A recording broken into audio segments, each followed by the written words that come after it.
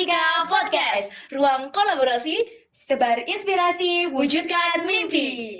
Jadi kali ini kita kedatangan tamu spesial seorang guru dari SMA Negeri 1 Krian, Sidoarjo, yakni Bapak Adista Ari Santoso. Selamat datang Bapak, selamat bergabung di podcast kami. Ya, terima kasih. Oke, sebelum itu gimana nih Pak kabarnya? Alhamdulillah kabarnya sehat. Tampaknya ini Ya, alhamdulillah kita sehat selalu.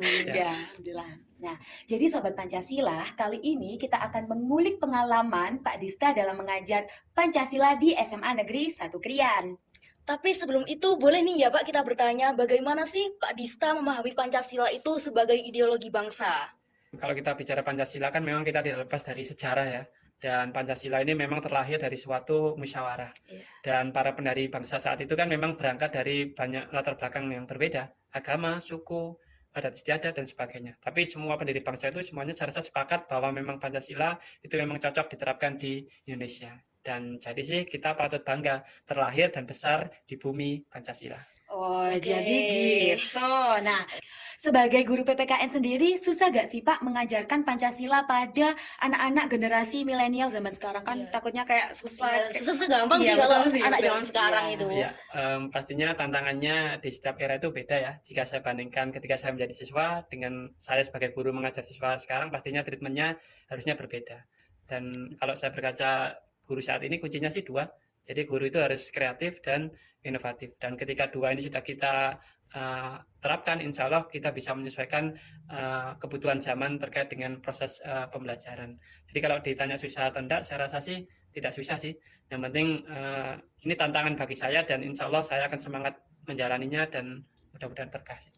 Oke, amin. Tadi kan Pak Dista katakan bahwa Pancasila itu dianggap sebagai materi yang membosankan. Kan juga kita merasakan bosan waktu SMA dulu ya dengan materi itu. Tapi apakah Pak Dista sekarang sebagai guru PPKN dulu merasakan kayak gitu juga nggak Pak? Ya, setidaknya saya berkaca pada pengalaman saya jadi siswa dulu ya, memang PPKN ini merupakan salah satu pembelajaran yang bisa dikatakan ya membosankan.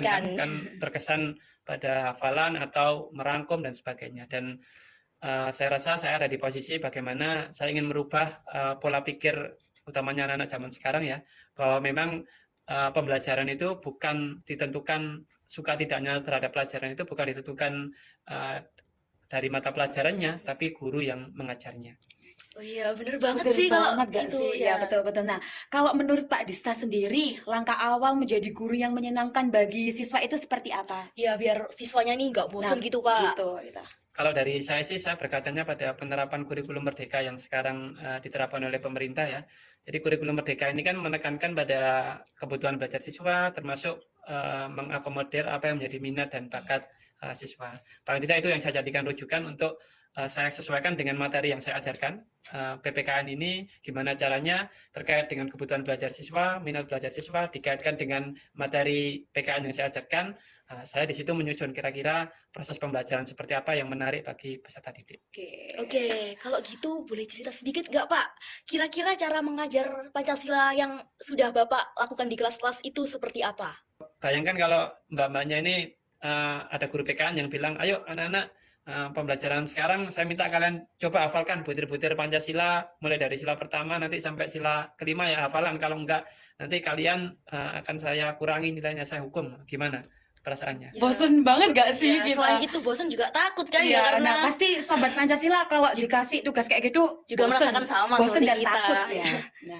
Jadi saat itu saya punya ide kreatif bahwa ketika ini anak-anak ini diberikan penugasan yang itu orientasinya itu bisa memunculkan atau mengembangkan bakat dan minat yang dimiliki, akan menjadi suatu tugas yang sangat menarik. Dari situ saya memberikan tugas di mana gimana anak-anak itu bisa mengamalkan, mengimplementasikan nilai-nilai Pancasila itu dalam sebuah karya atau sebuah produk. Dari situ saya memberi penugasan, silakan kamu membuat karya atau produk yang itu sesuai dengan bakat dan minat kamu, yang itu dikaitkan dengan pengamalan nilai-nilai Pancasila. Misalnya yang anak-anak jago puisi katakanlah, ya saya suruh silakan buat naskah puisi nanti dibacakan. Yang bakat pidato silakan buat narasi dan disampaikan. Yang bakat bernyanyi pun bisa menyanyi sesuai dengan lagu yang bisa dikaitkan dengan Pancasila, yang bakat bikin mading dan sebagainya. Saya rasa ketika itu penugasannya sudah berangkat dari apa yang siswa itu sukai, yang menjadi bakat siswa, saya rasa tugasnya nanti akan jadi jauh lebih berkualitas. Oke. Kayaknya seru Seru banget nggak sih nih. kalau masing-masing kayak gitu? Iya, nah kalau beda-beda nih Pak tugasnya, terus gimana respon para siswa dengan metode mengajar yang Pak Dista berikan? Takutnya nanti kayak takut atau Iya, gimana kok gitu Mbak? beda Iya, kok gitu kan beda hasilnya. sama yang lainnya gitu. Ya, alhamdulillah sih kalau respon anak-anak ini kan senang. Kenapa senang? Karena kan ini penugasannya ini berangkat dari apa yang menjadi kesukaan, menjadi bakat dan minat siswa. Jadi sudah pasti ketika anak-anak itu mengerjakan pasti dengan hati, dengan sepenuh hati. Karena sekali lagi ini bukan tentang apa yang guru inginkan, tapi apa yang siswa butuhkan. Itu yang paling penting. Oh iya, Betul sih, betul betul, sih kayak betul. gitu. Nah, terakhir nih Pak, apakah Pak Dista ada pesan untuk sobat Pancasila semuanya terkait pentingnya belajar Pancasila? Silahkan, Pak. Ya, pesan saya untuk anak-anak semuanya, utamanya para generasi muda, ketika kita bicara Pancasila, memang Pancasila bagi saya itu tak cukup hanya kita ketahui semata. Tak cukup pula kita hafal setiap sila-silanya, termasuk juga mendalami makna-maknanya. Tapi lebih jauh lagi, kita harus bisa mengamalkan nilai-nilai Pancasila dalam kehidupan nyata. Karena sekali lagi, kita semuanya ini terlahir di bumi Pancasila. Wah, sudah membayangin sih kalau aku Iya, betul diajar Pak sih. Dista pasti seru Seneng banget. banget ya, pasti sobat Pancasila kalau belajar Pancasila bareng Pak Dista kayaknya Ya, seneng pasti banget ya, kayaknya kita langsung membayangkan. kita. Betul.